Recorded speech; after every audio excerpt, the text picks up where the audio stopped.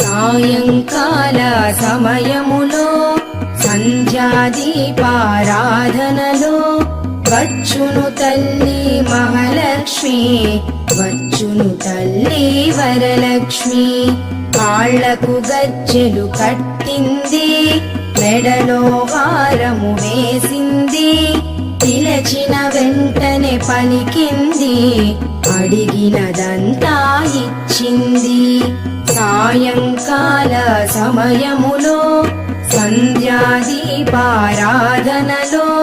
వచ్చును తల్లి మహాలక్ష్మి, వచ్చును తల్లి వరలక్ష్మి.